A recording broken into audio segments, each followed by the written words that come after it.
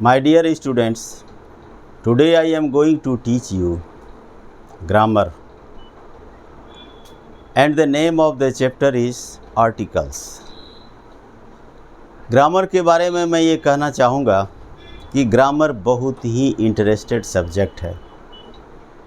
आप लोग सुनेंगे तो कहेंगे ये कैसा क्रेजी मैन है, ये कैसा पागल है जो ग्रामर बिल्कुल ही डिसइंटरेस्टेड है और इसको सर इंटरेस्टेड बता रहे हैं।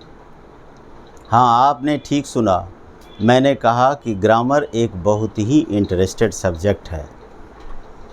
ये हमारे ऊपर और आपके ऊपर निर्भर करता है, हमारी थिंकिंग के ऊपर निर्भर करता है, आपके थिंकिंग के ऊपर निर्भर करता है। आपने हिस्ट्री पढ़ी होगी, आपने स्टोरीज भी पढ़ी होगी, लेकिन मैं कहानी का, स्टोरी का एक बहुत ही छोटा सा पार्ट आपको बताना जा रहा हूँ, तो आपको कुछ समझ में आ जाएगा।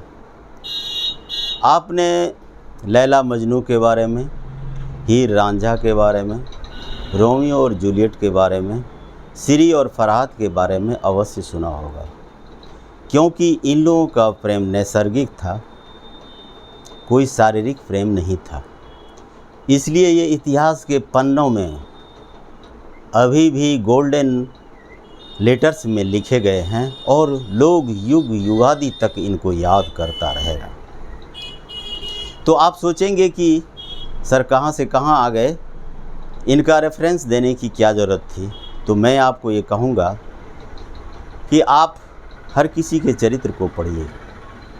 तो लैला और मजनू की जो छोटी सी, बिल्कुल छोटी सी कहानी मैं दे रहा हूँ आपके सामने कि मजनू देखने में बहुत ही हैंडसम था और उसके उलट लैला बहुत ही कुरूप थी।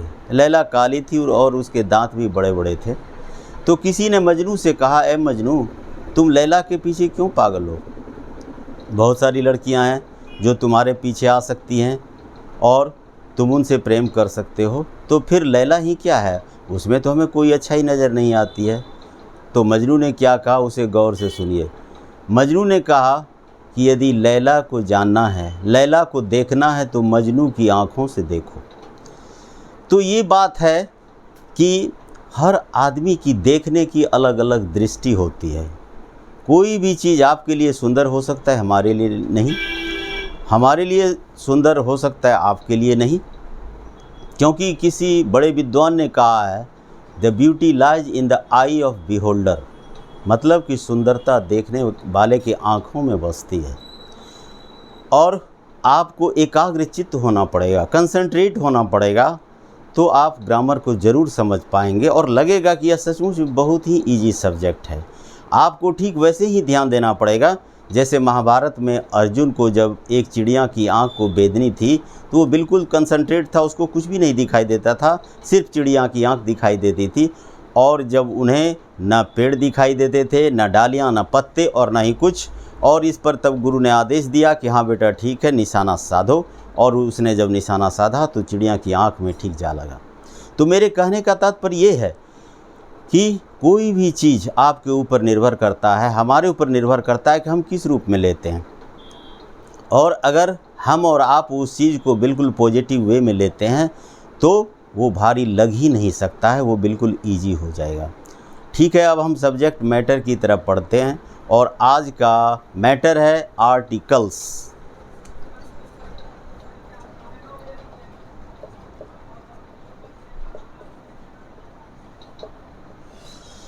आपने आर्टिकल का नाम ज़रूर सुना होगा।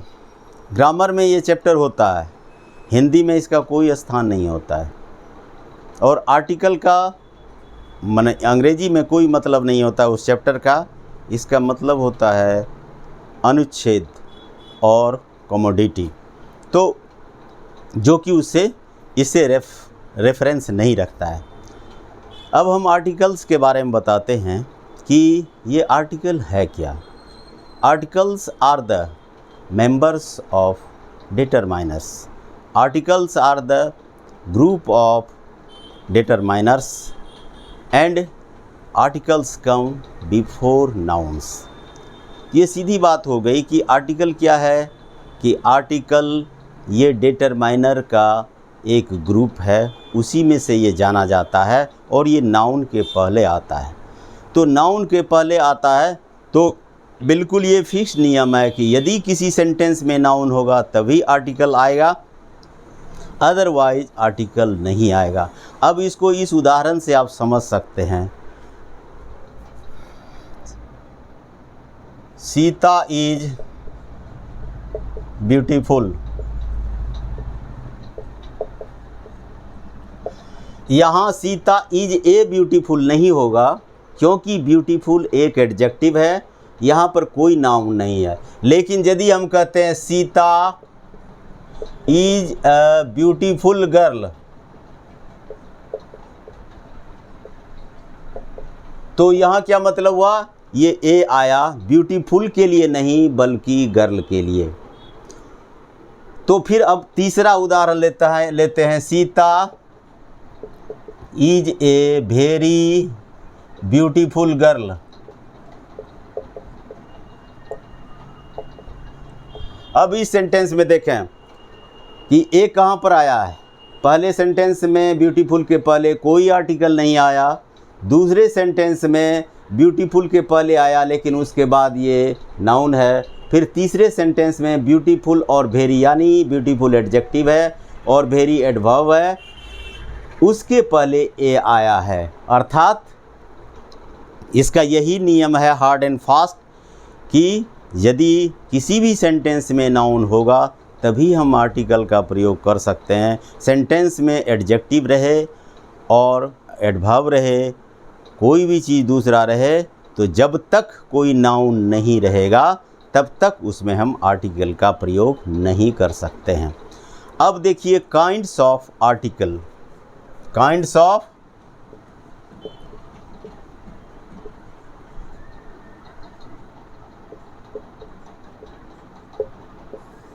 टू काइंड्स होते हैं, एक इंडेफिनिट आर्टिकल,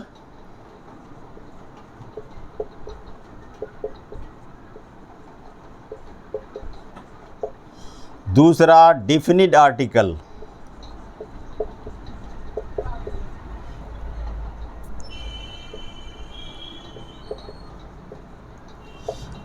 इंडेफिनिट में ए और एन आता है और डेफिनिट में द आता है। अब हम इसके यूजेज और एप्लीकेशन पर भी ध्यान देंगे कि ए एन का यूजेज कहाँ होता है और द का यूजेज कहाँ होता है। इसके पहले हम एक बात ये बता देना चाहते हैं कि द का प्रोनाउंसिएशन में लोग बहुत कंफ्यूज करते हैं, कहाँ पर दी होगा कहाँ पर द होगा। इसके बारे में कुछ नियम हैं, तो उस नियम के बारे में मैं बताता हूँ। सबसे पहले देखिए कि द कहाँ से लगता है। यदि नाउन कॉन्सोनेंट से शुरू होता है, यदि नाउन कॉन्सोनेंट से शुरू होता है तो उसके पहले यदि द आता है तो उसका उच्चारण द ही होगा। जैसे he is the boy, he is the boy. She is the girl, यहाँ गर्ल और बॉय बी कॉन्सोनेंट है, जी भी कॉन्सोनेंट है, इसलिए इसका जो उच्चारण होगा तो उसका उच्चारण द होगा, ना कि दी। ठीक उसी तरह से आगे हम देखते हैं कि यदि कोई नाउन वॉवेल से शुरू होता है, यदि कोई नाउन वॉवेल से शुरू होता है तब उसके पहले जो द आएगा उसको दी पढ़ेंगे। This is the egg, this is the Apple. अब देखिए यहाँ पर ये एग, ई जो है ये वॉवेल है और ए वॉवेल है। आप लोग सभी कोई जानते होंगे ए ई आई ओ यू ये वॉवेल्स हैं, बाकी 21 कॉन्सोनेंट्स हैं। आगे हम बताएंगे कि वॉवेल साउंड क्या होता है और कॉन्सोनेंट साउंड क्या होता है। पहले वॉवेल और कॉन्सोनेंट को ही समझें। अब ये दूसरा नियम हुआ। पहला नियम क्या हो गया कि यदि कोई नाउन कॉन्सोनेंट से शुरू होता है उसके पहले यदि द THE वर्ड आएगा तो उसका उच्चारण द होगा।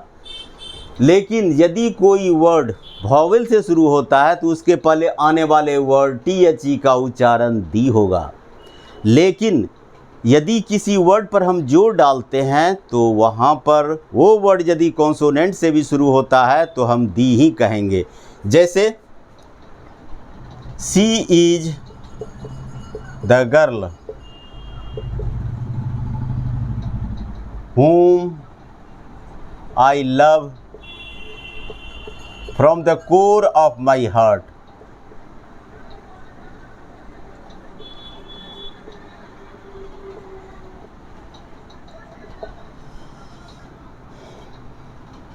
That is the widow who leads a luxurious life.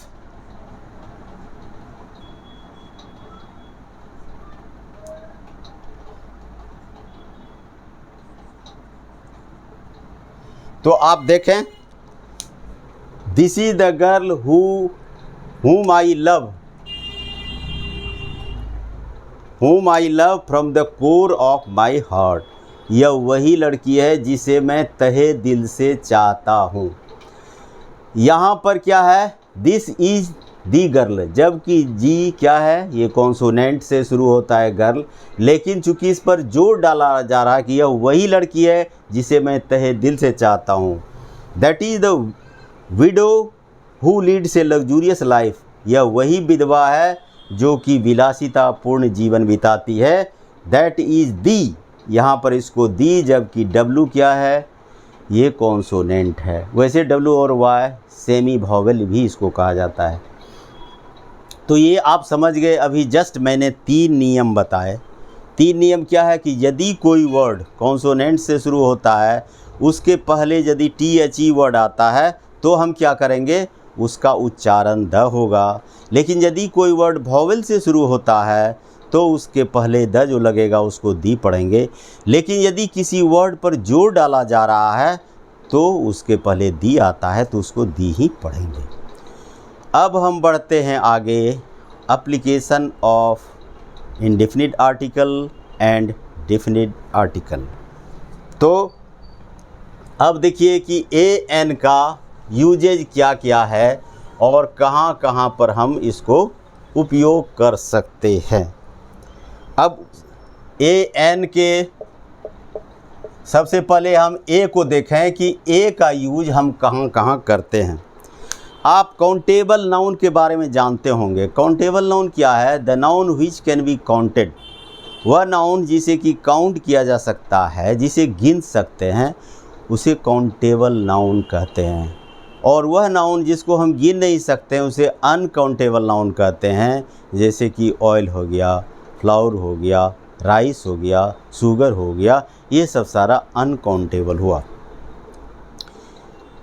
एक बात यह ध्यान में रखिए, AN का प्रयोग जब भी होता है वो सिंगुलर काउंटेबल नाउन के साथ होता है। तो अब क्या है, इसका एप्लीकेशन क्या हो गया, A is used before singular countable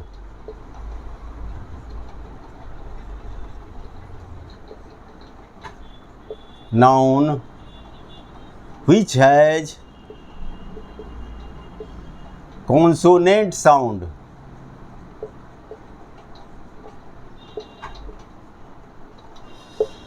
देखिए इसमें 3 बातें हैं। नाउन क्या होना चाहिए कि सिंगुलर होना चाहिए। ए कब लगेगा, सिंगुलर नाउन के साथ। दूसरा क्या होना चाहिए, ये काउंटेबल भी होना चाहिए। और तीसरा इसका साउंड कॉन्सोनेंट का होना चाहिए। ये तीनों चीज़ें अनिवार्य हैं। कहीं दूसरे जगह आप देखेंगे कि नाउन आपको जितना भी अनकाउंटेबल नाउन होता है वो हमेशा सिंगुलर ही होता है। उसके पहले भी स्टूडेंट्स ये लगा देते हैं, जबकि वो वर्जित है, क्योंकि जहाँ सिंगुलर नाउन है, काउंटेबल नाउन है, वहीं पर हम ए लगा सकते हैं। अब इसके उदाहरण को देखिए, जैसे a boy, a tool, A table, A toy, a book वगैरह। आप सब में देखिए बॉय क्या है, एक ही लड़का है। ये सिंगुलर भी है, काउंटेबल भी है और कॉन्सोनेंट साउंड भी है। यहाँ टूल भी उसी तरह से, टी क्या है, टूल क्या है, सिंगुलर है, काउंटेबल है और ये कॉन्सोनेंट साउंड भी है। यहाँ भी टेबल के साथ वही है, टॉय के साथ वही है, बुक के साथ वही है। बुक क्या है, एक बुक, ये काउंटेबल है और साथ ही साथ इसका साउंड भी कॉन्सोनेंट साउंड है। अब इसके पहले हम जान लें, there are two kinds of sounds. एक होता है कॉन्सोनेंट साउंड,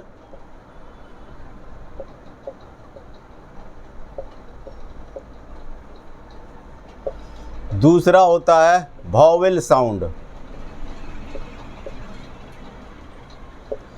अब कॉन्सोनेंट साउंड क्या होता है, आप बहुत पीछे की ओर जाइए। कॉन्सोनेंट साउंड जैसे कि ओ आ हर्षई दीर्घई को छोड़ करके कवर्ग, चवर्ग, तवर्ग, पवर्ग, टवर्ग, यवर्ग जितने भी होते हैं, उन सब लेटर से जो उच्चारण होता है वो सारा कॉन्सोनेंट साउंड जाना जाता है। अब जैसे इसमें आप देखिए यहाँ पर बॉय है, तो बॉय क्या है, ये कॉन्सोनेंट साउंड हुआ।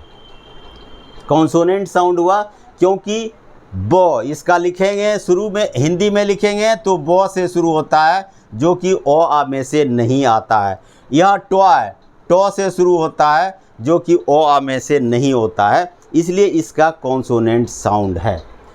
तो कॉन्सोनेंट साउंड के साथ साथ क्या है कि वो सिंगुलर भी होना चाहिए, तभी उसके पहले ए लगेगा। तो कॉन्सोनेंट साउंड। अब वॉवेल साउंड क्या हुआ कि वैसे वर्ड जिसका पहला लेटर या कोई ज़रूरी नहीं है कि वॉवेल से शुरू हो, लेकिन उसका साउंड वॉवेल का हो, जैसे ओ, आ, हर्षई दीर्घई, हर्षऊ दीर्घऊ, ए, ओ, अंग, री, ली नहीं है, तो ये इससे जिसका साउंड होता है वो वॉवेल साउंड के नाम से जाना जाता है। अब जैसे देखिए इसमें university, UNIVERSITY, he is a university professor. वह क्या है, एक यूनिवर्सिटी प्रोफेसर है। यूनिवर्सिटी में ए लगा है ना कि एन, इसमें ए लगा है और ये यू जबकि वॉवेल है, लेकिन साउंड इसको लिखेंगे तो यो से शुरू होता है, जो कि हिंदी के अनुसार इसका कॉन्सोनेंट यानी व्यंजन का साउंड है, इसलिए यूनिवर्सिटी के साथ ए लगता है। He is a European, he is a European.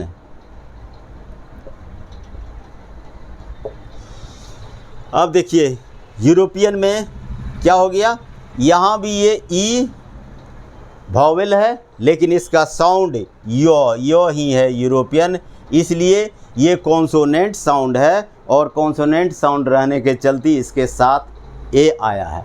अब दूसरा देखिए कि क्या है, this is an x-ray plant. ये एक्स क्या है, ये इंग्लिश के अनुसार कॉन्सोनेंट है, लेकिन इसका उच्चारण इंग्लिश के अनुसार क्या हो जाता है, एक्स, ए से शुरू होता है, इसलिए यह वॉवेल साउंड है, इसलिए इसके साथ एन लगा। उसी तरह से ही इज एन LP टीचर। अब एल देखिए ये भी कॉन्सोनेंट है लेकिन इसको ए से शुरू करते हैं, इसलिए ये क्या है, इसका भी वॉवेल साउंड है, जिसके चलते कि इसके साथ एन लगा।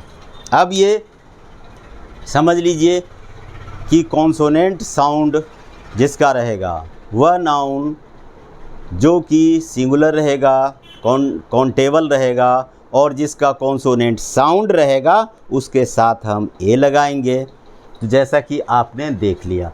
अब उसी तरह से फिर एन को हम देखते हैं कि एन में क्या है। An is used before singular countable noun which has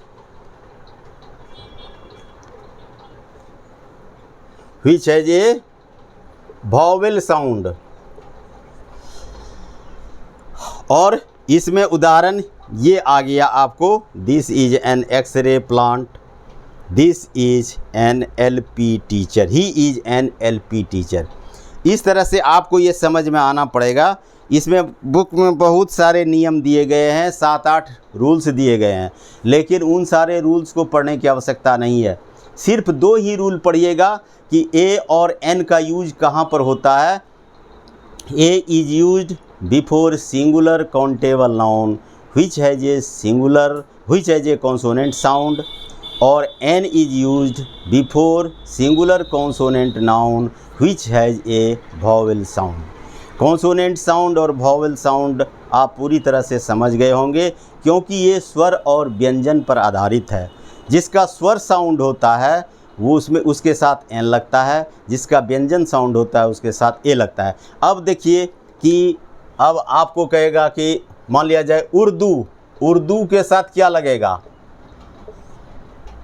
Urdu के साथ कुछ नहीं लगेगा। उर्दू पोएट हो गया तो he is a Urdu poet, तब ये इसके साथ एन लगेगा। उसी तरह से ब्यूटीफुल या ऑयल है, ऑयल के पहले, ब्यूटीफुल के पहले कोई नहीं आएगा, क्योंकि ब्यूटीफुल ऑयल, ये जो है ऑयल क्या है, ये सिंगुलर तो है लेकिन यह काउंटेबल नहीं है, अनकाउंटेबल है। ब्यूटीफुल भी अनकाउंटेबल है, और इसके साथ सिर्फ ब्यूटीफुल रहेगा तो इसके साथ कोई भी हम आर्टिकल नहीं लगाएंगे, ना ए ना एन ना द कुछ भी लगाएंगे।